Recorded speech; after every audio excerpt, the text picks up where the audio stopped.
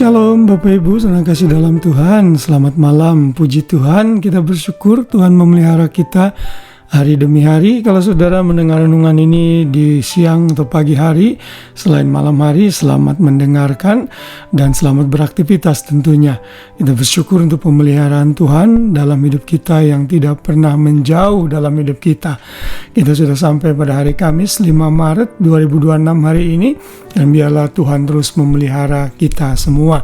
Dan malam ini kita terus belajar mengenai bagaimana kita bisa menang atas masalah. Bukan berarti mungkin masalah itu hilang begitu saja, namun kita memiliki sikap hati atau cara pandang yang benar saat masalah datang menghimpit hidup kita. Dan hari ini kita belajar dengan judul masalah karena ulah sendiri. Saudara, kalau mau jujur, ada banyak masalah dan persoalan yang terjadi dalam hidup kita. Itu karena kita stubborn atau keras kepala. Kita tidak mau mendengar nasihat, kita malah melakukan hal-hal yang melanggar perintah Tuhan, sehingga kita terlibat dalam masalah. Ada banyak orang misalnya di Indonesia terlibat dengan judi online, dengan belanja berlebihan di online tanpa memikirkan budget yang mereka punya, sehingga mereka akhirnya terbelit hutang, lalu minjam uang untuk menutupi hutang yang lain. Jadi hidup tutup lubang gali lubang, dan Tuhan tidak suka tentunya dengan situasi ini.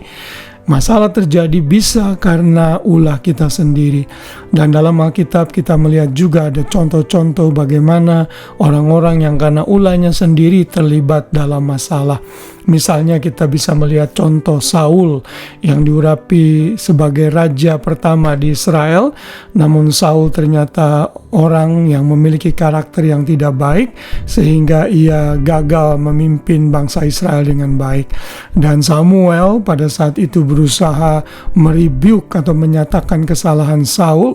Bukannya bertobat, malah Saul makin tenggelam dalam kesalahannya, sehingga kekuasaannya, kerajaannya diambil dan akan digantikan oleh orang lain, yaitu Daud. Ayat ini dinyatakan dalam 1 Samuel 15 ayat 28 yang juga menjadi ayat hafalan kita. Di sana dikatakan, kemudian berkatalah Samuel kepadanya, Tuhan telah mengoyakkan daripadamu jabatan raja atas Israel pada hari ini, dan telah memberikannya kepada orang lain yang lebih baik daripadamu. Jadi Saul melakukan banyak kesalahan demi kesalahan tentunya. Kalau saudara membaca dalam kitab 1 Samuel, Daud pernah gagal di Gilgal karena tidak sabar menunggu Samuel datang, sehingga dia melakukan sesuatu di luar wewenangnya karena dia bukan sebagai imam, tapi dia melakukan korban bakaran pada saat itu. Kemudian juga sempat tidak taat terhadap Amalek. Tuhan memerintahkan Saul untuk menumpas seluruh bangsa Amalek, tapi malah Saul membiarkan rakyatnya mengambil ternak yang terbaik, jarahan yang terbaik, sehingga Tuhan marah pada saat itu. Lalu Saul itu juga tidak takut terhadap Tuhan, dia malah lebih takut terhadap rakyatnya, sehingga dia mendukakan hati Tuhan. Saat ditegur, dia tidak cepat bertobat, tapi keras hati dan melakukan banyak alasan, berdalih ini dan itu. Dan karakter seperti ini membuat Tuhan tidak suka, karena ini sejajar dengan penyembahan berhala. Tuhan tidak suka korban-korban yang diberikan tetapi hidup dalam ketidaktaatan. Saudara, Saul membuat masalah bagi dirinya sendiri, dan akibatnya tentunya juga kepada rakyat yang dipimpinnya. Biarlah pelajaran dari Saul ini menjadi ingatan bagi kita semua, bahwa bila kita ingin terhindar dari masalah, kita harus lakukan yang terbaik, do our best untuk hidup dalam ketaatan. Jangan melakukan hal-hal yang di luar firman Tuhan atau melanggar kebenaran firman Tuhan, sehingga kita terlibat dalam masalah. Dosa dan ketidaktaatan yang kita lakukan akan menuai hasil kepada masalah demi masalah. Kalau tidak langsung, itu akan berlanjut pada minggu depan atau bulan depan, bahkan tahun depan, karena kesalahan kita. Orang yang berjudi misalnya bisa saja akhirnya menjual kendaraannya, rumahnya, sehingga anak-anaknya menderita, istrinya atau suaminya menderita karena hal ini. Biarlah kita tidak masuk dalam kategori seperti orang yang seperti ini. Jangan membiarkan masalah terjadi karena ulah sendiri.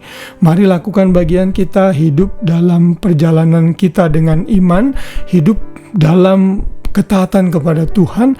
Apa yang Tuhan perintahkan, mari kita taati sehingga kita tidak terlibat dari masalah.